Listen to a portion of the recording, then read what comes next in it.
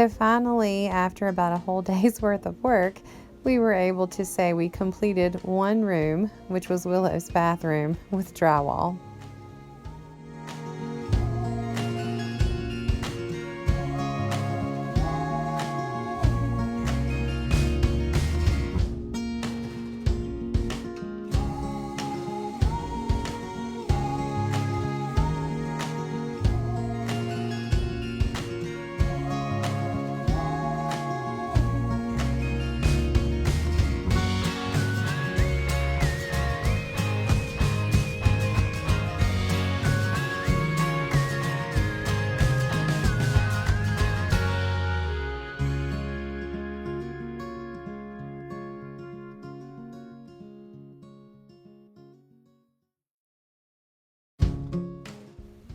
One last little piece of framing that had to be done is the knee wall for our shower.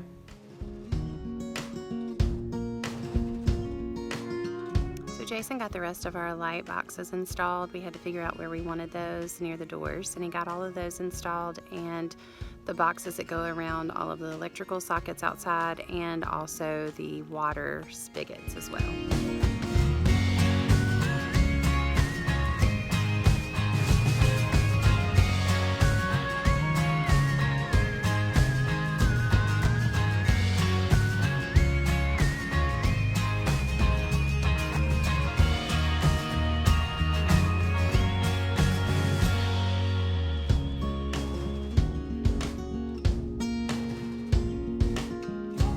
Alright, so all this drywall is heavy and it's crazy. We've done it before and it takes us a whole lot longer than it would take someone else to do it. So we did not finish Willow's upstairs. We decided to let the guys that were doing the rest of it do the upstairs. And I'm glad we did. They did it in so much less time than we could have ever thought about doing it.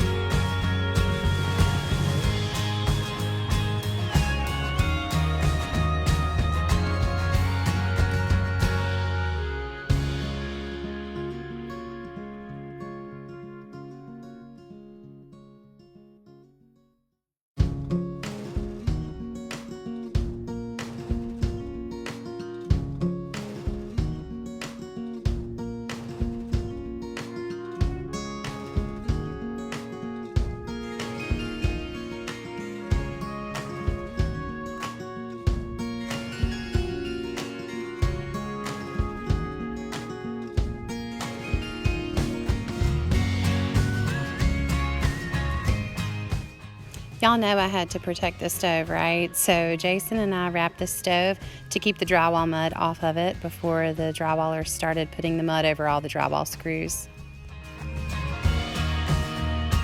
Moving on to our shower tile, we have two samples that we picked up that we like. I actually already know which one I like the best. I don't think Jason likes either one of them the greatest.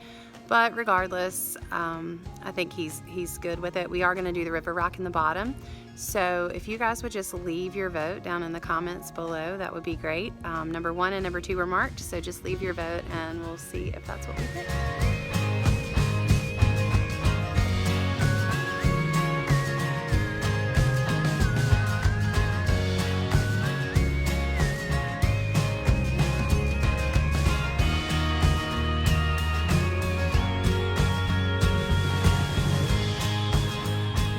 Materials delivered lately, and that's exciting and expensive, especially for lumber right now with those prices. However, it is our shiplap for the kitchen L-shaped walls. It's the ceiling, the tongue and groove ceiling that's going in the great room and the hall area, and then also our bathroom. I finally picked out the stain that I wanted to use on the doors and the trim and everything, so I was going to do that in the bathroom ceiling. However, now, because of COVID, I guess, I don't know, they don't sell it in gallons. And that's not as big of a deal as the fact that they don't even sell it in quarts. So it's those little stinking half-pint things, and there's no way that we can do all the trim, all the doors, and the ceiling that I want to do with the color I chose. My second choice, guess what? No, nada. They don't have that either. So I don't know what we're gonna do. Back to the drawing board there.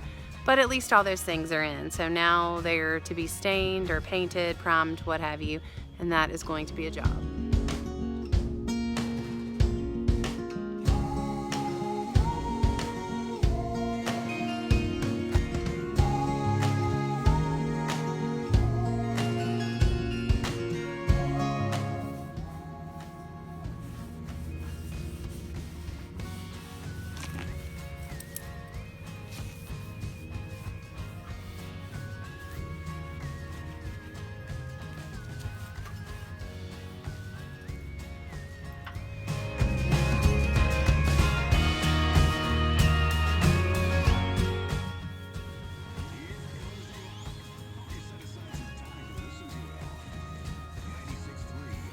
My mom is staining boards, and we're so excited.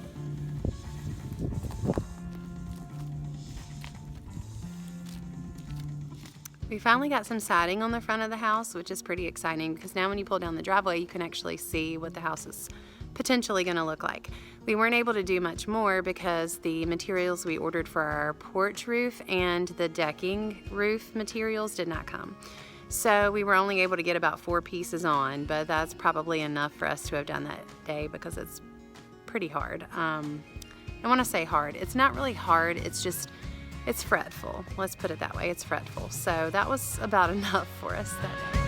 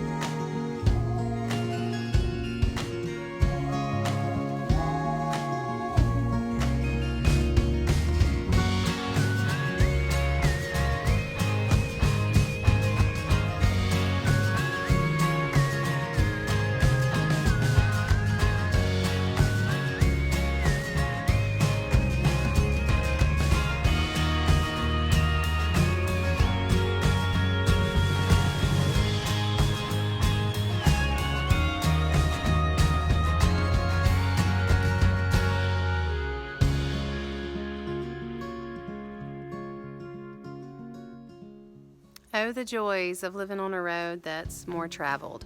So at the end of our long driveway is a road that's probably frequently traveled, but not quite as bad as a road we used to live on. Definitely not like the subdivision that we moved from, where we were in the cul-de-sac and it wasn't a whole lot of traffic. So I had kind of forgotten about how terrible it was for your mailbox situation. Our mailbox has been hit, destroyed. We put a wooden post in. Time to go back to a metal post, I believe. But the guy did leave a note.